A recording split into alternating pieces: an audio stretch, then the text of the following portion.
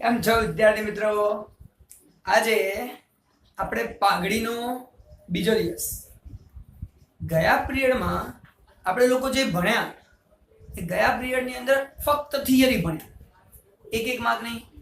જે આપણે સમજાતા કે એક માર્કમાં થિયરી આવે અને 4 માર્કના જે દાખલા છે પાઘડીની કિંમત શોધવાના દાખલાઓ, અને એ કિંમત શોધવાના દાખલા એ અત્યારે આપણે આજે કરવાના છે. તે 4 યાદ કરો. કઈ રીત છે? પાઘડીના મૂલ્યાંકનની, મૂલ્ય શોધવાની 4 રીતો જે ગયા વખતે ચોપડીમાંથી આપણે તમે વાંચી પણ હશે અને આપણે લખી પણ હતી. 4 રીતો. પહેલું, સરેરાશ નફાની રીત.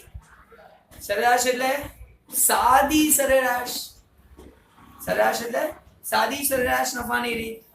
બીજી રીત હતી ભારિત સરેરાશ નફાની રીત. બીજું છે ભારિત સરેરાશ નફાની. ત્રીજું અધિક નફાની રીત. અને ચોથું યાદ કરો, મૂડીકૃત કરવાની રીત. તો આપણે 4 રીતે આ દાખલો ગણવાના છે, પણ એ 4 રીતમાંથી આજે ફક્ત ને ફક્ત પહેલી 2 રીતો શીખવાની છે. એકદમ સહેલામાં સહેલી પહેલી 2 રીતો. સૌથી સહેલી રીત આખા એકાઉન્ટમાં આ પહેલી 2 રીતો છે. સર તમે તો દર વખતે સહેલું કરીને અઘરું બનાવી દો. ના, એવું નથી, પણ ખરેખર સહેલું. 2 રીત બહુ જ સહેલી. હવે એ રીતમાં 2 રીતોના પહેલા નામ કહી દો અને પછી એ રીતના નામ પરથી તમારે નક્કી કરવા કઈ રીત ક્યારે વાપરવી એ નક્કી કરવું પડશે. તો પહેલા સાદી સરેરાશની રીત, સરેરાશ નફાની પદ્ધતિ. બીજું જોઈએ ભારિત સરેરાશની રીત, ભારિત નફાની પદ્ધતિ. ભારિત સરેરાશ નફાની પદ્ધતિ. બંનેમાં ટાર્ગેટ તો શું છે? નફો. જોવાનું કોને છે? નફાને. તો બંને પરિસ્થિતિમાં આપણે નફાને ધ્યાનમાં રાખીને દાખલો ગણવાનો છે, કારણ કે પાઘડીની રકમ એ ફક્ત ને ફક્ત નફા ઉપર આધાર રાખે છે. જેનો નફો જોરદાર એની પાઘડી જોરદાર, અને જેનો નફો ઓછો એની પાઘડી ઓછી. એટલે કે આપણે સમજીએ 2 નામ પરથી, સાદી સરેરાશની રીત, ભારિત સરેરાશની રીત. ભારિત એટલે ભાર, વજન આપવું, વેઇટ આપવું. વેઇટ કોને અપાય?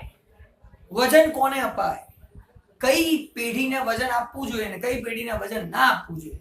સાહેબ, નફાનો આધાર લેવાનો હોય તો નફાનો આધાર એટલે જ્યાં નફો સારો ત્યાં વજન અપાય, જ્યાં નફો સારો નથી ત્યાં વજન ના અપાય. જો દાખલામાં તમને કહી દીધું હોય કે ભારિત સરેરાશની રીતે કરો તો એ જ કરવાની. તમને કે સાદી સરેરાશની રીતે કરો અથવા સરેરાશ નફાની રીતે કરો તો એ જ કરવાનું. પણ તમને એવું કશું કે નહીં, તમને ક્લિયર કશું ના આપ્યું હોય ત્યારે આપણું મગજ દોડાવવાનું કે આની અંદર કઈ રીત કરાય, ભારિત કરાય કે સાદી કરાય, એ તમારે વિચારવાનું આવશે. તો પહેલા આપણે 3 દાખલા મેં અહીંયા લખ્યા છે, બધા ચોપડીના છે. ઉદાહરણ 1, ઉદાહરણ 2 અને ઉદાહરણ 4. આ દાખલા આવડે એટલે પહેલી 2 રીતો 100% આવડી. પહેલી 2 રીત બહુ જ સારી. પણ ભાર આપવો કે ના આપવો કઈ રીતે નક્કી થાય? તો સમજો, અહીંયા જોજો. નફાને જોઈએ શાંતિ. તમે વિચારો કે આને ભાર અપાય કે ના અપાય, બીજાને ભાર અપાય કે ના અપાય, ત્રીજાને ભાર અપાય કે ના અપાય, એ વિચારજો. સાહેબ 2011-12 વર્ષમાં એનો નફો છે 2 લાખ રૂપિયા. પછીના વર્ષે એનો નફો 2,10,000. સાહેબ વધ્યો, સારું કહેવાય. પછી ત્રીજા વર્ષે 13-14 એનો નફો 1,90,000. સાહેબ ઘટ્યો. પાછો 2,15,000. સાહેબ નફો વધ્યો. 2,20,000 નફો વધ્યો, સારું કહેવાય. સાહેબ 2 વખત સારું થયું, કોઈ બાજુ થોડું ગડબડ થઈ, કોઈ પાછું સારું થયું, પણ છેલ્લે સારું થઈ ગયું, વાંધો નથી. હવે અહીંયા જોઈએ બાજુ. હાજી, તો અહીંયા જોઈએ તો પહેલા નફો 1 લાખ, પછી 1,20,000, પછી પાછો 40,000 કૌંસમાં લખ્યું છે. કૌંસમાં લખ્યું છે 40,000, એનો મતલબ કે એ નુકસાન છે. કૌંસમાં એટલે બાદબાકી, માઇનસ, એટલે કે આ 40,000 રૂપિયાનું નુકસાન થયું આ વર્ષે. પછી પાછો નફો થયો 60,000 રૂપિયા બીજા વર્ષે. તો આનાથી શું ખબર પડી સાહેબ? અહીં તો વધારે પડતું નુકસાન થયું છે વચ્ચે. આના કરતા તો આ સારું. આ બે કંપનીઓ, આ બે પેઢીઓ છે, તો આ પેઢી કરતા આ પેઢી સારી. વચ્ચે ઘટ્યું પણ પછી થોડું પાછું સુધરી ગયું અને કઈ નુકસાન તો નથી જ કર્યું. ત્રીજી પેઢી જોઈએ. એ કંપની નથી, પેઢીની વાત છે. કોઈ પણ કંપની હોય તો નફો આ રીતે જ જોવાય. તો જોજો, પહેલા 80,000, 1,20,000 સાહેબ વધ્યો, 1,40,000 વધ્યો, 1,60,000 હજી વધ્યો, 1,70,000 હજી વધ્યો. સાહેબ આ દર વર્ષે વધતો જાય. આ કંપની જોરદાર છે, આ પેઢી જોરદાર છે સાહેબ. ના હોય જોરદાર 2,00,000 ની સામે તો ઓછો જ છે ને. એવું નહીં વિચારવાનું, એવું નહીં વિચારવાનું. સ્થિરતા શેમાં છે? હું તમને એક દાખલો જોરદાર ભણાવું, પછી એક દાખલામાં કઈ ગતાગમ પડે ને એવું ભણાવું ચાલે? ના ના સાહેબ, ભણાવતા તો ઓલામાં જોરદાર હતા. એવું ના હોય. આખો વિષય જોરદાર હોવો જોઈએ. એકાદો ટોપિક કે એકાદું ચેપ્ટર જોરદાર ના હોવું જોઈએ, બધું જ જોરદાર હોવું જોઈએ. આ પણ એવી પરિસ્થિતિ છે, દર વર્ષે વધતું જ જાય છે. આ એકવાર જોરદાર કરે પછી પાછું ઘટી જાય, પાછું જોરદાર કરે તો એવું જોરદાર ના કહેવાય. તો ત્રણેયની સરખામણી કરીએ ને તો આપણને ખબર પડે સાહેબ આ કંપની કરતા આ સારી, આ બંને કરતા આ સારી. કારણ કે સ્થિરતા છે, એમાં સ્થિરતા છે. દર વર્ષે નફો વધે છે અને માટે આ કંપની સારી, આ પેઢી સારી. હવે ફરી નફો અહીંયા કેમ સારો આપણે કહીએ છીએ? દર વર્ષે નફો વધતો જાય. એટલે ઉપર માહિતી આપી હોય કે ના આપી હોય, અત્યારે ધારો કે નફાના આધારે ગણતરી કરવા જઈએ તો આ બંનેને ભાર અપાય નહીં. વજન ભારિત સરેરાશ ક્યાં શોધાય? તો સાહેબ ત્રીજા દાખલાની અંદર. આ પહેલા બે દાખલામાં કોઈ ભાર આપી શકાય નહીં, કારણ કે ભારિત સરેરાશ ભાર એને જ અપાય જ્યાં દર વર્ષે નફો વધતો જતો હોય. નફો વધઘટ થતો હોય તો ભાર અપાતો નથી. એટલા માટે પહેલા તો દાખલામાં જો લખ્યું હોય, અહીંયા લખ્યું હોય ના સાદી સરેરાશની રીતે પાઘડી ગણો તો નહીં દોડાવવાની આપણી. અહીંયા લખ્યું ભારિત સરેરાશ, અહીંયા બી લખ્યું ભારિત સરેરાશની રીતે દાખલો ગણો, તોય આપણી નહીં દોડાવવાની, આપી દેવાનો ભાર. પણ જો ના લખ્યું હોય તો આપણી દોડાવવાની. અને દોડાવવાનો આધાર શું? દર વર્ષે વધે તો ભાર આપો અને વધઘટ થાય તો ભાર આપવાની કોઈ જરૂર નથી, તો સાદી સરેરાશ વાપરો. હવે આપણે દાખલો ગણવાનો શરૂ કરીએ. જોઈએ પેઢીના છેલ્લા 5 વર્ષના સરેરાશ નફાની, છેલ્લા 5 વર્ષના સરેરાશ નફાની. સર 5 વર્ષના નફા આપ્યા છે, 1 2 3 4 ને 5, આ 5 વર્ષના નફા આપ્યા છે. છેલ્લા 5 વર્ષના સરેરાશ નફાની પછી એક શબ્દ લખ્યો છે જોરદાર, 3 વર્ષની ખરીદીના આધારે પાઘડી ગણો. આ 3 વર્ષની ખરીદી સાહેબ શું કામનું છે? જોરદાર કામનું છે. તો કામનું છે જેનાથી પાઘડી શોધાય. કેટલા વર્ષની ખરીદીના આધારે પાઘડી કીધું છે? 3 વર્ષની ખરીદીના આધારે. તો એનો ઉપયોગ આપણે છેલ્લે થશે, બતાવું છું. પહેલા આપણે આટલું બતાવી દઈએ. પહેલા તો શું જોઈએ? 5 વર્ષની સરેરાશ. એટલે આ 5 વર્ષની સરેરાશ શોધવી એ આપણું પહેલું કામ છે. તો જોઈએ આપણે, સમજજો ધ્યાનથી. અહીંયા આપણે કરીશું સરવાળો. અહીંયા આપણે કરીશું સરવાળો કે આ બધાનો સરવાળો કેટલો થાય. તો કારણ કે સરેરાશ શોધવી છે અને સરેરાશ તમને બધાને ખબર છે કે જ્યારે પણ આપણે સરેરાશ શોધીએ તો સ્ટેટિસ્ટિક્સ યાદ કરવાનું. આંકડાશાસ્ત્ર. આંકડાશાસ્ત્રમાં આપણે શું કરતા હતા? આંકડાશાસ્ત્ર એવી વસ્તુ છે જેમાં x બાર શોધતા હતા સરેરાશ. તો બધા જ જે પણ રકમ આપી એ બધી રકમોનો સરવાળો, પછી એ બધી રકમોનો સરવાળો કરીને ભાગ્યા જેટલી રકમ. હમણાં આપણે એવું ચેપ્ટર નંબર 3 બી ચાલુ જ છે. એ ચેપ્ટર નંબર 3 માં પણ આપણે શું કરતા હતા કે x આપ્યા છે તો બધા x નો સરવાળો ભાગ્યા x ની સંખ્યાઓ. કેટલા x છે? 10 આપ્યા હોય તો 10 નો સરવાળો ભાગ્યા 10, એવું આપણે કરતા હતા. તો એ જ વસ્તુ આપણે અહીંયા પણ કરવાની છે. સરેરાશ શોધવા માટે આ બધાનો સરવાળો. તો કેલ્ક્યુલેટરમાં બધા જણ તમે લોકો કરશો સરવાળો, અને હું અહીંયા ડાયરેક્ટ લખી નાખીશ આનો સરવાળો કરશો એટલે 10,35,000 રૂપિયા તમારો જવાબ આવશે.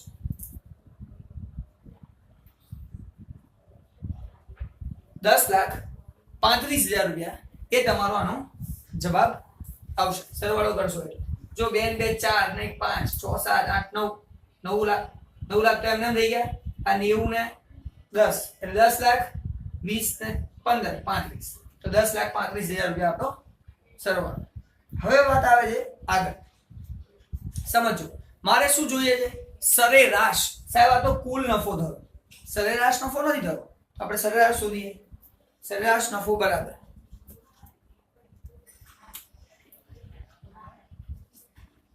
સરેરાશ નફો બરાબર કુલ નફો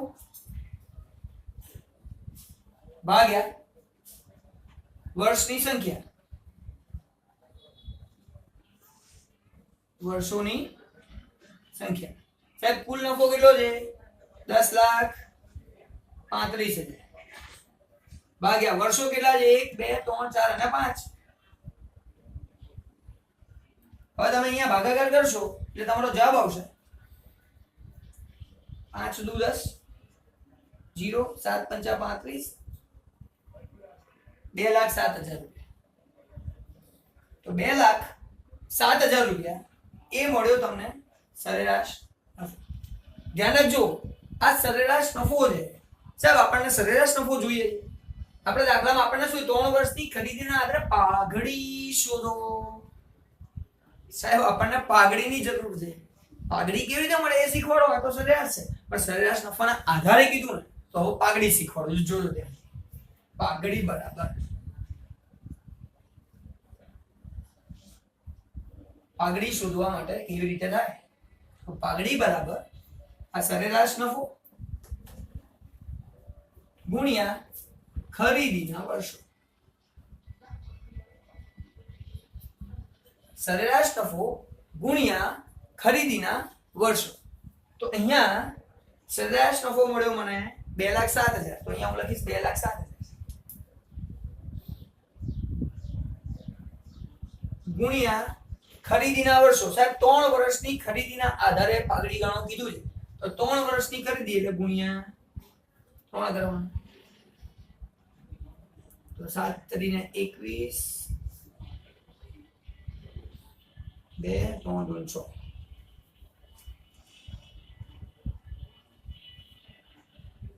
6,21,000 રૂપિયા પાઘડી. પતી ગયો દાખલો પૂરો. 6,21,000 રૂપિયા પાઘડી તમને મળી. દાખલો પતી ગયો. તો તમને આજે 3 વર્ષની ખરીદીના આધારે કીધું છે. 3 વર્ષની ખરીદીના આધારે એ ક્યાં ઉપયોગી છે? સરેરાશ નફો ગુણ્યા 3 એટલે પાઘડી મળે. તમને કે 7 વર્ષની ખરીદીના આધારે પાઘડી ગણો તો સરેરાશ નફો ગુણ્યા 7. તમને કે 2 વર્ષની ખરીદીના આધારે પાઘડી ગણો તો સરેરાશ નફો ગુણ્યા 2. તો જે તે ખરીદીના વર્ષો આપણે ધ્યાનમાં લેવાના છે. તો આ એક દાખલો આપણો અહીંયા પૂરો થઈ ગયો. બીજો દાખલો જોઈએ. ઉદાહરણ નંબર 2. સેમ આ લીધું છે એનું કારણ એક જ છે. અહીંયા નુકસાન આપ્યું છે સાહેબ. નફો નુકસાન બંને વસ્તુ આપી જોઈએ. સમજો 4 વર્ષના સરેરાશ નફાની આ 4 વર્ષ આપ્યા છે 1 2 3 અને 4. આ 4 વર્ષના સરેરાશ નફાની 5 વર્ષની ખરીદી. બહુ જ મહત્વનું સાહેબ. અહીંયા ફરીથી ખરીદી કેટલા વર્ષની? 5 વર્ષની ખરીદી. તો સરેરાશ નફો ગુણ્યા 5 લેવું પડશે કારણ કે 5 વર્ષની ખરીદી કીધું છે. તો 4 વર્ષના સરેરાશ નફાની 5 વર્ષની ખરીદીના આધારે પાઘડી ગણો. તો પહેલા સાહેબ સરેરાશ નફો તો શોધો.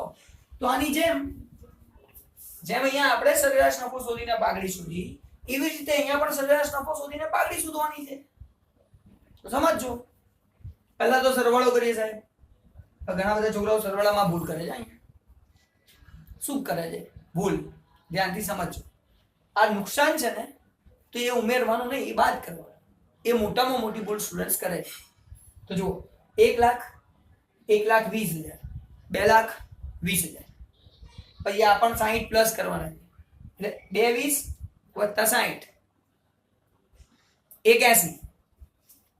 હવે 1,80,000 માંથી આ 40,000 બાદ કરવાના, કારણ કે આ 40,000 બાદ બાકી છે, એટલે -40,000, એટલે 280 - 40, 240, 2,40,000 રૂપિયા એ થશે આપણું કુલ નફો.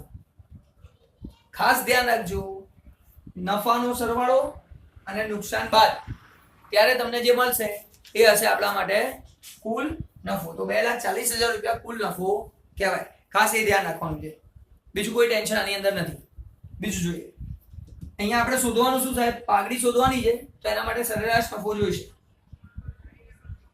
સરેરાશ નફો બરાબર કુલ નફો ભાગ્યા વર્ષો. સાહેબ અહીંયા 4 વર્ષ છે, 4 વર્ષની સરેરાશ છે, તો આ 2,40,000 ભાગ્યા 4. સાહેબ 2,40,000 ભાગ્યા 4 કરો તો 6 ચોક 24, 60,000 રૂપિયા. તો સરેરાશ નફો મને મળ્યો 60,000 રૂપિયા. સાહેબ સરેરાશ નફો તો મળી, એ તો કોઈ ટેન્શન જ નથી, પણ મારે સરેરાશ નફાની કોઈ જરૂર નથી. મને શોધવાનું શું છે? હા, એનો ઉપયોગ કરવો પડશે. જરૂર નથી એટલે ઉપયોગ કરવાનો, પણ પાઘડી શોધવા માટે તો લખો પાઘડી બરાબર સરેરાશ નફો ગુણ્યા ખરીદીના વર્ષો. સાહેબ અહીંયા સરેરાશ નફો 60,000 છે, તો અહીંયા લખી નાખું 60,000 ગુણ્યા ખરીદીના વર્ષ. સાહેબ અહીંયા 5 વર્ષની ખરીદીના આધારે કીધું છે, તો ગુણ્યા 5, 6 × 5 30, 1 2 3 4. એટલે પાઘડીની રકમ 3 લાખ રૂપિયા થઈ. તો આ થઈ ગયો આપણો બીજો દાખલો. બંને દાખલા કઈ રીત છે? સાદી સરેરાશને આધારે પાઘડી ગણવાના છે. અને જો ના બી કીધું હોત તો ઉપર, તો સાહેબ અહીંયા નફો પહેલા વધ્યો પછી ઘટ્યો પછી વધ્યો, તો સાદી સરેરાશ જ હોય. અહીં તો નુકસાન થયું જ છે, સાદી સરેરાશ જ હોય. હવે અહીં તો સાહેબ વધતું હતું એટલે ભારિત સરેરાશ હોવો જોઈએ. ઉપર જો સાદી લખ્યું હોય સાદી કરવાનું, પણ ઉપર જો કશું ના લખ્યું હોય, બરાબર, તો આપણે આપણી મગજ ચલાવીને વાત કરવાની. તો હવે વાત આવે છે સાહેબ ઉદાહરણ નંબર 4, છેલ્લા 5 વર્ષના ભારિત સરેરાશ નફાની. સાહેબ 5 વર્ષનું તો કીધું સરેરાશ, પણ ભારિત સરેરાશ નફાની, છેલ્લા 5 વર્ષના ભારિત સરેરાશ નફાની 3 વર્ષની ખરીદી, એટલે ગુણ્યા 3 ફિક્સ. જેટલા વર્ષની ખરીદી કે એટલા ગુણ્યા કરવાથી આપણી પાઘડીની રકમ મળવાની છે. સાદી સરેરાશ હોય તો સાદી સરેરાશ ગુણ્યા 3, ભારિત સરેરાશ અહીંયા કીધું છે તો ભારિત સરેરાશ ગુણ્યા 3. તો આ સાદી સરેરાશનું તો પતી ગયું. હવે વાત આવે છે ભારિત સરેરાશની. છે ભારિત સરેરાશમાં પછી ભારિત સરેરાશ શોધવું પડે. હાસ તો ભારિત સરેરાશ જ શોધવું પડે ને. જુઓ તો આપણે હમણાં શોધી કાઢીએ, ટેન્શન નથી. સાહેબ ભારિત સરેરાશ શોધવા માટે પહેલા ભાર તો હોવો જોઈએ. ભાર તો હાલો આપી દઈએ. ભાર ફટાફટ જોઈ લો. આ નફાને પહેલા આપી દો ભાર W. સાહેબ ભાર કેવી રીતે આપવાનો? બહુ જ સહેલું છે. ભાર આપવાનું કામ સખત સહેલું છે. આનથી સહેલું તો આખા બારમાં કશું નથી. કેમ ખબર છે? જોજો 1 2 3 4 અને 5 સરવાળો કરવાનો 15. સરવાળો કરો એટલે 15. સિમ્પલ. બહાર આપવાનું કામ તો સૌથી સહેલું છે. આનથી સહેલું કોઈ કામ જ નથી. સર હંમેશા 1 2 3 4 5 જ આપવાનું. હા 1 2 3 4 5 જ આપવાનું, પણ યાદ રાખવાનું આ વર્ષ પહેલા સેટ કરવાના. આ વર્ષ જોઈ લેવાના. પહેલા 2016 17 આપ્યું હોય, પછી 12 13 આપ્યું તો પહેલા તો 12 13 14 15 એવું લાઈનમાં વર્ષ લખવાના. પછી 1 2 3 4 5 લખવાના. તો ભલે ત્યાં નુકસાન હોય કે અહીંયા અક્ષર સળંગ છે અને ભારિત કે તને ઉપર કે ના ભારિત જ કરતો હોય 1 2 3 4 ભાર તો એ જ રીતે આપવાનું. વર્ષ બરાબર હોવું જોઈએ. એટલે ખાલી વર્ષ બી નહીં. હવે સાહેબ તમે તો વર્ષ સેટ કરવાના કીધા. હવે તમે લોકો આ રકમ લખેલી હોય ને સામે, એ એમની એમ જ આપવાનું. વર્ષ ઉપર નીચે કરતો તો કઈ ફરક ના પડે.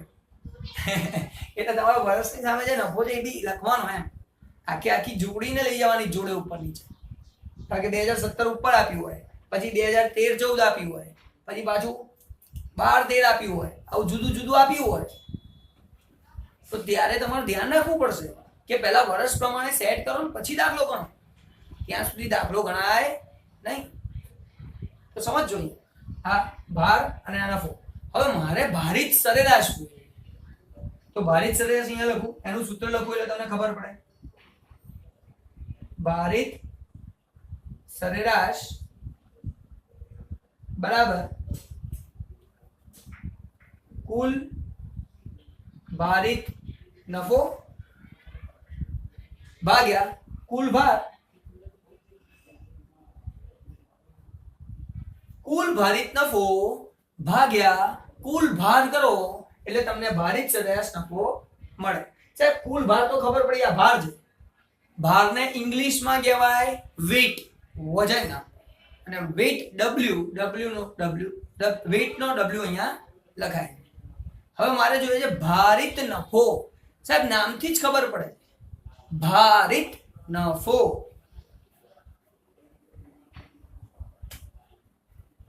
ભાર એટલે વેઇટ, ભારિત નફો.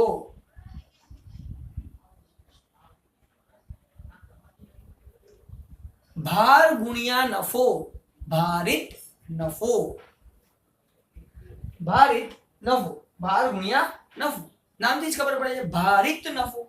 તો જો આ નફો ગુણ્યા ભાર કરી દઈએ ગુણાકાર. 80,000 ગુણ્યા 1, સર 80,000 થાય ને. 80,000 ગુણ્યા 1 કરો તો તમારો જવાબ 80,000 થાય, બીજું ના થાય કશું. પછી 1,20,000 ગુણ્યા 2, 12 દુ 24 એટલે 2,40,000. 1,40,000 ગુણ્યા 3, 4,20,000. 1,60,000 ગુણ્યા 4,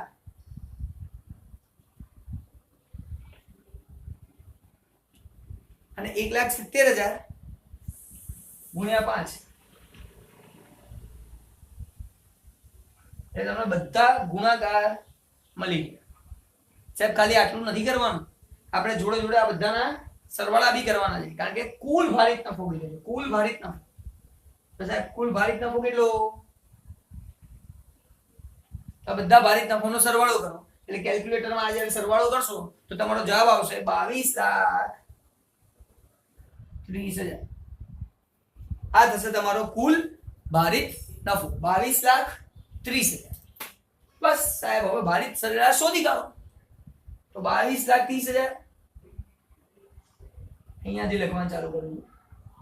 22,30,000 ભાગ્યા અંદર.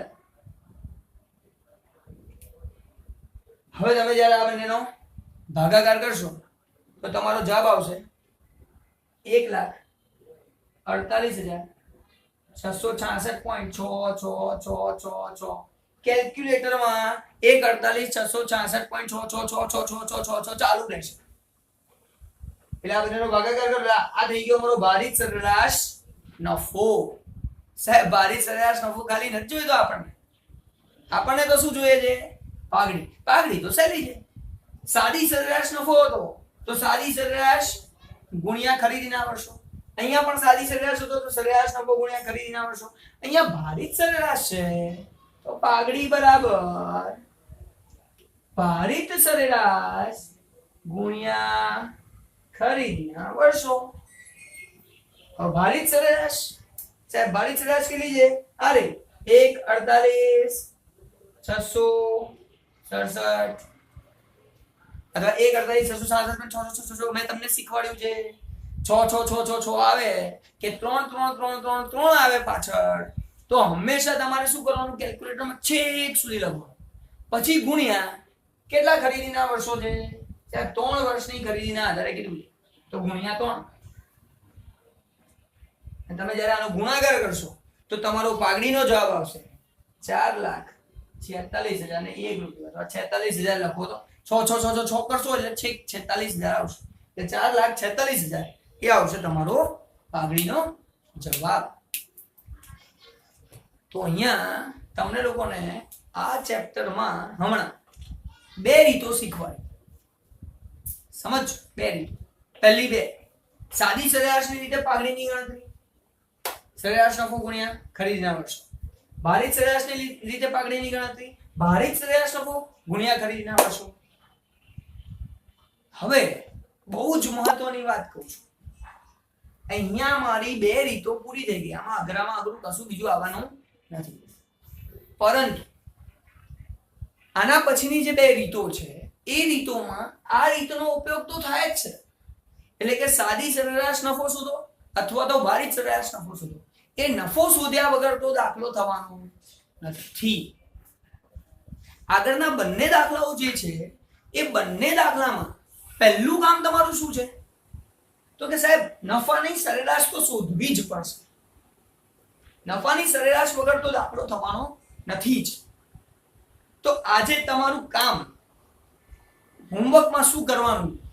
તો પહેલા તો સાદી સરેરાશ નફાને આધારે પાઘડી અને ભારિત સરેરાશ નફા, આ બંનેના નફાને આધારે પાઘડીના બધા દાખલા ચોપડીમાં જેટલા આપ્યા છે, ઉદાહરણ, સ્વાધ્યાય, બધાના બધા દાખલા તમારે ગણવાના. અને જેની અંદર આના આધારે પાઘડી ગણવાની નથી, પણ એમ કીધું છે મૂડીકૃત નફાને આધારે પાઘડી ગણો, અથવા તો એવું કીધું છે અધિક નફાને આધારે પાઘડી ગણો. એ દાખલામાં તમારે સરેરાશ નફો શોધીને મૂકી રાખો. દરેક દાખલામાં, એના સિવાયના બાકીના બધા દાખલાઓમાં સરેરાશ નફો શોધવાનો છે. એ તમે ગણીને મૂકી રાખશો એટલે આવતા લેક્ચરમાં આપણું કામ બહુ જ સહેલું થઈ જશે. હવે સરેરાશ સાહેબ કઈ ભારિત કે સાદી જે કીધી હોય એની અંદર કીધી હશે, અને ના કીધું હોય તો પોતાનું મગજ દોડાવો, પોતાનું મગજ દોડાવો. શું વધે તો ભાર આપવાનો, દર વર્ષે નફો વધવો જોઈએ. ખાલી નફા નહીં જોવાનું, સામે વર્ષ ખાસ જોવાનું, વર્ષ બરાબર હોવું જોઈએ. અને જો વધઘટ થતી હોય તો સાદી સરેરાશ. તો આ રકમને આધારે કીધું હોય સરેરાશ નફા અને ભારિત સરેરાશ નફાને આધારે પાઘડી કીધું હોય તો આખો દાખલો ગણવાનો, અને બાકીના બધા દાખલાઓમાં ફક્ત સરેરાશ શોધીને મૂકી રાખવાનો. એટલું તમારું homework. Thank you very much. મળીએ છીએ નેક્સ્ટ ટાઈમ નવી બે મેથડ સાથે. પછી ચેપ્ટર પૂરું ને 4 માર્ક ફિક્સ. જો આમાંથી દાખલો પૂછાય તો 4 માર્ક આવી જ ગયા, ગેરંટી.